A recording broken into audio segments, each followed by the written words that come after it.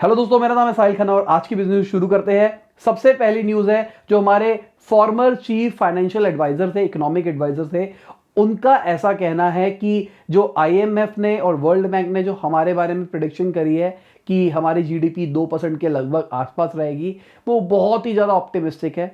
अगर एक महीना भी बंद रहता है तो भी बहुत ज़्यादा लॉस रहता है और यहाँ लॉकडाउन के अंदर बहुत ज़्यादा सिचुएशन खराब हो सकती है। तो आपका क्या पॉइंट ऑफ व्यू है? आपको लगता है कि इंडिया भी रिसेशन से जूझेगा, मतलब इंडिया की जीडीपी भी माइनस के अंदर जाएगी या फिर नहीं जाएगी? क्योंकि बहुत सारे एनालिस्ट का ऐसा कहना है कि इंडिया भी ग्लोबल रिसेशन का साथ देगा, पर कई लोगों का ऐसा कहना है कि ग्लोबल रिसेशन आएगा पर इंडिया के अंदर जो ग्रोथ रेट होगी वो थोड़ी सी कम हो जाएगी, 1% 2% के आसपास पहुंच जाएगी, पर वो नेगेटिव के ऊपर नहीं जाएगी। अगली न्यूज है आईएमएफ की। आईएमएफ का ऐसा कहना है कि वायरस के चक्कर में एशिया की जो ग्रोथ है वो हॉल्ट पे आ जाएगी, मतलब नहीं बढ़ेगी 2020 के अंदर। सबको रीजन पता है कि भाई क्या क्या कांड चल रहे हैं हर जगह पे, ऑलमोस्ट पूरी दुनिया लॉकडाउन के अंदर है चाइना को छोड़ के। अगर मैं यूएस की बात करके चलूं तो डोनाल्ड ट्रंप ने 6 इंडो अमेरिकन को अपनी टीम में रखा है, जहां पे वो लोग काम करेंगे यूएस की इकोनॉमी को रिवाइव करने के लिए। उसके अंदर 2 बड़े नाम हैं, सुंदर पिचाई और सत्य नडेला। नोमरा का कहना है कि भाई इंडिया की इकोनॉमी श्रंक होगी 40 साल में पहली बार, और लास्ट टाइम जब ये हुआ था तो 5.2 पे पहुंच गई थी हमारी जो इकोनॉमी श्रंक हुई थी। इस बार देखते हैं कितना होता है क्या नहीं होता, क्या हम नेगेटिव के ऊपर जाते हैं या फिर नहीं जाते। मैं तो भाई बेस्ट ही सोच रहा हूँ नेगेटिव में एटलीस्ट ना जाए, हम पॉजिटिव में रहे, क्योंकि हमारी इकोनॉमी अच्छी चल रही थी मेरे हिसाब से। हाँ, दुनिया कह रहे हैं कि पिछले 2-3 सालों से हमारी इकोनॉमी डाउन थी, पर वो ग्लोबल भी डाउन थी, उसी के चक्कर में हमारे पे भी इम्पैक्ट आ रहा था। पर अगर इस टाइम हम पॉजिटिव में रहते हैं और दुनिया नेगेटिव में रहती है तो हमको बहुत ज़्यादा बेनिफिट हो सकता है इस चीज़ का। आईएमएफ का कहना है कि वो इंडिया की जो पॉलिसीज है उसको बहुत ज़्यादा सपोर्ट करता है जो वायरस से लड़ने के लिए कर रहे हैं। इंडिया ने अपना लॉकडाउन बढ़ा दिया, इकोनॉमिक इतना इशू चल रहा है इंडिया के अंदर, पहले से ही इकोनॉमी खराब चल रही थी, ऊपर से लॉकडाउन के चक्कर में और ज़्यादा खराब होगी। और मैंने आपको बोला कि गवर्नमेंट के खर्चे हो रहे हैं, कमाइयाँ नहीं आ रही है गवर्नमेंट के पास, तो गवर्नमेंट और डेफिसिट क्रिएट करेगी। और गवर्नमेंट ने जान करके लॉकडाउन और किया और डेफिसिट क्रिएट करने के लिए, ताकि आप लोग सही रहो, ताकि ये बीमारी ज़्यादा ना फैले और डेथ रेट ज़्यादा ना हो, ज़्यादा लोग ना मरे। कुछ टाइम पहले मैं एक यूट्यूब पे एक वीडियो देख रहा था, वहाँ पर एक बंदा बता रहा था कि इंडिया ने बहुत अच्छे तरीके से टैकल किया है। बाहर का ही बंदा था और उसका रीज़न क्या बता रखा था कि पुलिस की वीडियो दिखा रखी थी, पुलिस वाले डंडे मार रहे बाहर निकलने पे, और उसको वो चीज़ अजीब लग रही थी कि क्यों पुलिस मार रही है। पर भाई हमारे इंडियन से पूछो, ये चीज़ कॉमन है। और मेरे हिसाब से ये पुलिस जो डंडे मार रही है बहुत अच्छी चीज़ है। मैंने सुना है कि लोगों को गाड़ियाँ लेके जा रहे थे, उनकी गाड़ियाँ जब्त कर रहे हैं, उनको उठा के अंदर डाल रहे हैं, अच्छे चालान बन रहे हैं, अगर बिना मास्क के घूम रहे हैं तो बहुत कुछ किया जा रहा है। मेरे हिसाब से बहुत बढ़िया चल रहा है, हर जगह पे नाकाबंदी चल रही है, जो आज तक नाकाबंदी नहीं देखी थी उससे अच्छे लेवल की नाकाबंदी चल रही है। तो मेरे हिसाब से इस बार पुलिस ढंग से काम कर रही है। अगली न्यूज़ है, सुंदर पिचाई ने अपनी पूरी टीम को मेल किया। सुंदर पिचाई जो कि गूगल और जो उसकी पेरेंट कंपनी अल्फाबेट उसको टेक केयर करते हैं, उसके सीईओ है, तो उन्होंने पूरी टीम को मेल किया और वो बताया कि हमारी जो हायरिंग होगी वो थोड़ी सी स्लो हो जाएगी, क्योंकि वायरस फैला हुआ है और वायरस से हम भी छूते नहीं है, हमको भी दिक्कतें आ रही है वायरस से, तो गूगल जैसी कंपनी को आ रही है, सारे बिजनेस को दिक्कत आएगी। और ये हर बंदे मान के चल रहे हैं, तो डरना नहीं है यार, सबके सब एक दूसरे का सपोर्ट करेंगे, क्योंकि मेरा भी बिजनेस है और मेरे को ऐसा लगता है कि मैं बिजनेस कम्युनिटी को रिप्रेजेंट करता हूँ, एमएसएमई कम्युनिटी को रिप्रेजेंट करता हूँ, तो मैं भाई कोई दिक्कत नहीं है, सबके सब एक साथ में रहेंगे। जर्मनी की इकोनॉमी मिनिस्टर ने कहा है कि वायरस के चक्कर में हम रिसेशन में आ चुके हैं और इसको रिवाइव करने में कुछ टाइम लग जाएगा, क्योंकि सारी चीज़ें हॉल्ट पे चल रही है। बहुत चीज़ों के बारे में बात करी, जितने भी नुकसान जो हम देख रहे हैं वायरस के चक्कर में, सारी चीज़ें रुक गई है, डिमांड कम हो गई है, लोगों के पास पैसा नहीं रहेगा, जॉब जाएगी, सब कुछ एक चेन रिएक्शन शुरू हो जाएगा।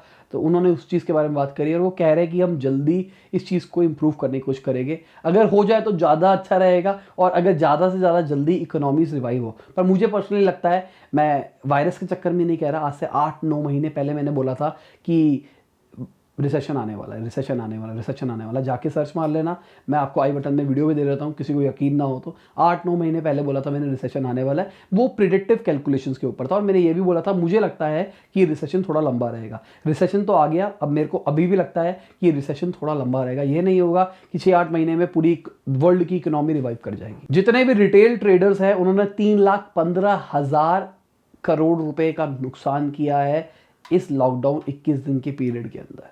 उनका ऐसा कहना है कि 80% जो रिटेलर्स है वो नॉन एसेंशियल गुड्स के ऊपर काम करते हैं, 20% एसेंशियल गुड्स के ऊपर काम करते थे, और ज़्यादातर जो रिटेलर्स थे उन सबके जितने भी एम्प्लॉयज़ थे वो सब गाँव भाग गए। अब उनको लाने में भी दिक्कत होगी और काम शुरू करने में भी दिक्कत होगी। होंडाई मोटर है, उन्होंने भी टेस्टिंग किट दी है और उनका ऐसा कहना है कि 25,000 लोगों का टेस्ट हो सकता है, और अभी टेस्टिंग की बहुत सारे इक्विपमेंट्स आ रहे हैं हमारे देश के अंदर, और टेस्टिंग देखा जा रहा है कि थोड़ी सी जल्दी होगी, और आप देखोगे केसेस के अंदर भी शायद थोड़ा सा चीज़ें बढ़े, क्योंकि टेस्ट ज़्यादा नहीं हो रहे हैं और उसके चक्कर में जो रिजल्ट्स है वो धीरे धीरे आ रहे हैं। अब जैसे जैसे टेस्ट ज़्यादा होंगे तब हमको असली रियलिटी पता लगेगी, और ये कोई बुरी चीज़ नहीं है अगर हमको असली रियलिटी पहले पता लग जाती है।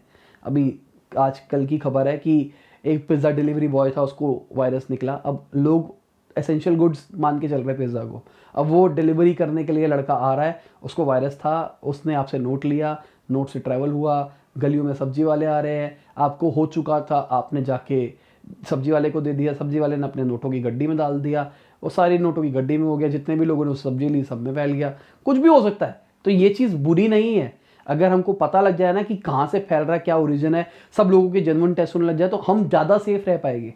अगर हमको पता लगेगा कि इस बंदे को हो रखा है तो हम बच के रहेंगे। अभी क्या है, टेस्ट ज़्यादा है नहीं हमारे पास, टेस्ट का ज़्यादा जुगाड़ नहीं है। मेरे कई लोगों से पता किया कि उनको थोड़े से सिम्टम्स आते हैं तो टेस्ट कराने के लिए जाते हैं, ऑफिशियल चेक करते हैं, वो कह रहे नहीं नहीं आपको कुछ नहीं, आप जाओ।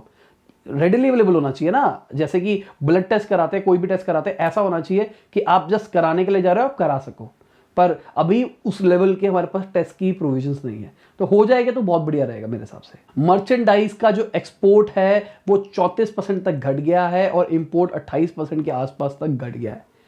तो वायरस के चक्कर में ये हो रहा है, और इंडिया कपड़ों का अच्छा कारोबारी है, अच्छा कपड़ा एक्सपोर्ट करता है और उसको प्रोसेस करवा के बाहर से इंपोर्ट करता है। अब कई लोगों को बेवकूफ़ वाली चीज़ लगेगी, पर होता यही है। इंडिया में कपड़ा हम बनाते हैं, उसके बाद रॉ कपड़ा हम बाहर बेचते हैं, वो प्रोसेस करते हैं उस कपड़े को, उसको सूट वूट बनाते हैं, टी शर्ट बनाते हैं, शर्ट बनाते हैं, और फिर वो हमको वापसी इंपोर्ट करके देते हैं। तो इंपोर्टेड प्रोडक्ट्स, पता नहीं क्यों लोग पागलों के पीछे भागते हैं यार। इंपोर्टेड बहुत सारे जो कपड़े होते हैं वो हमारे देश के अंदर ही बनते हैं, तो मेड इन इंडिया प्रोडक्ट अच्छे होते हैं कपड़ों की फॉर्म में। आईएमएफ ने सारी कंट्रीज को कहा है कि भाई प्लीज दवाइयों के ऊपर कोई रिस्ट्रिक्शन मत लगाओ, दवाइयों को एक्सपोर्ट करने दो। और बहुत इंपॉर्टेंट चीज़ है, पर कई बार क्या हो रहा है, कई कंट्रीज के अंदर दवाइयों की खुद जरूरत पड़ रही है, और उन बेचारों को अगर वो एक्सपोर्ट कर देंगे तो अपनी कंट्री के लिए नहीं रहेगी। एग्जाम्पल इंडिया के लेके चलते हैं, अभी इंडिया ने रिस्ट्रिक्शन हटा दी है, मान के चलते हैं इंडिया के पास 10 लाख दवाइयाँ है और इंडिया ने अभी जरूरत नहीं थी क्योंकि ज़्यादा केसेस नहीं आ रखे, इंडिया ने एक्सपोर्ट कर दिए। अब मान के चलते अचानक केसेस बढ़ जाते हैं, तो क्या इंडिया के पास दवाइयाँ वो जो वापसी भेजी थी वो वापसी आ जाएगी? शायद नहीं आ पाएगी। तो इस चक्कर में बहुत सारे देश जो है वो रुक के भी रह रखे थे कि यार अभी एक्सपोर्ट नहीं करते, दवाइयाँ अपने पास रखते हैं बैकअप के लिए, इन केस अगर कोई बुरी हालत आ जाती है तो। सेल्फ ड्राइविंग कार जूक्स का पंगा चल रहा था टेस्ला से। टेस्ला ने उन पे केस किया था क्योंकि कुछ एम्प्लॉयज़ ने हमारी टेक्नोलॉजी को, पेटेंट टेक्नोलॉजी का यूज़ किया है और चुराया है बेसिकली। तो अब वो केस खत्म होने वाला है, वो मान रहे हैं कि ऐसा कुछ है, तो अच्छी खबर है। मेरे हिसाब से किसी के भी पेटेंट्स यूज़ नहीं करना चाहिए, किसी की भी प्रॉपर्टी जो टेक्नोलॉजी होती है उसका यूज़ नहीं करना चाहिए। अगर मैं कंटेंट की बात भी करके चल रहा हूँ, मैं यूट्यूब के ऊपर भी आजकल देखता हूँ लोग क्या करते हैं, अगर मान लो मैंने कोई चीज़ बनाई, मेरी वीडियो देखी, एक और बंदे ने बना रखी है, 3 बंदे ने बना रखी है, तीनों की वीडियो देखी और अपना बता दिया। एक्सपर्ट आप नहीं हो। अगर आप किसी चीज़ के एक्सपर्ट बनना चाहते हो तो आपके पास अपना थॉट प्रोसेस होना चाहिए। ये नहीं होना चाहिए आपने 3 बंदों की वीडियो देखी और वही उन्हीं का जो थॉट प्रोसेस था उसको मिला के एक थॉट प्रोसेस बना दिया। हमको अपना थॉट प्रोसेस जनरेट करना पड़ेगा अगर आप अच्छे कंटेंट क्रिएटर बनना चाहते हो। हर फील्ड की बात करके चल रहा हूँ, सोशल मीडिया की पूरी बात करके चल रहा हूँ मैं। अगर आप इंस्टाग्राम पे पोस्ट भी डालते हो, चाहे फेसबुक पे पोस्ट डालते हो, चाहे आप यूट्यूब के ऊपर कंटेंट डालते हो, चाहे ब्लॉग की फॉर्म में डालते हो, आप इंडस्ट्री मतलब आपको उस टॉपिक के बारे में, आपको अपनी निश के बारे में इतनी नॉलेज होनी चाहिए कि आप खुद से अपना थॉट जनरेट कर पाओ, अपना थॉट के डाल पाओ सामने। अभी मैं बिजनेस न्यूज़ बनाता हूँ तो मैं कई बार अपना पॉइंट ऑफ व्यू भी शेयर करता हूँ, तो मैं वीडियो के अंदर बोलता हूँ कि मुझे ऐसा लगता है मेरे हिसाब से, मतलब मेरे को थोड़ी सी उस चीज़ की नॉलेज हो जाती है। कई बार नॉलेज नहीं होती, मैं रिसर्च भी करता हूँ उस चीज़ के पीछे कि ये चीज़ क्या होती है, पर वो चीज़ जब समझ में आ जाती है तब मेरा दिमाग खुल जाता है और मैं हर चीज़ हर एंगल से सोच पाता हूँ। तो मेरा मानना है अगर अपने आप को किसी भी चीज़ का इंडस्ट्री लीडर बनाना है तो अपना थॉट प्रोसेस रखो, किसी और का कॉपी पेस्ट मत मारो। न्यूज़ में जो दिखाई देता है उसी को कॉपी पेस्ट मत बना लो, अपना दिमाग भी थोड़ा चलाने की कोशिश करो। Central board of direct taxes का कहना है कि उन्होंने तकरीबन 10 लाख रिफंड्स निकाल दिए हैं जो कि 4250 करोड़ रुपए की वर्थ रखते थे। तो ठीक है, निकल रहे हैं सारे के लोगों के रिफंड, क्योंकि सब लोगों को पैसों की जरूरत पड़ने वाली है। एक बहुत बड़ी खबर है, मैंने एंड के लिए जान करके संभाल के रखी थी, क्योंकि एंड में कई लोग कम रुकते हैं।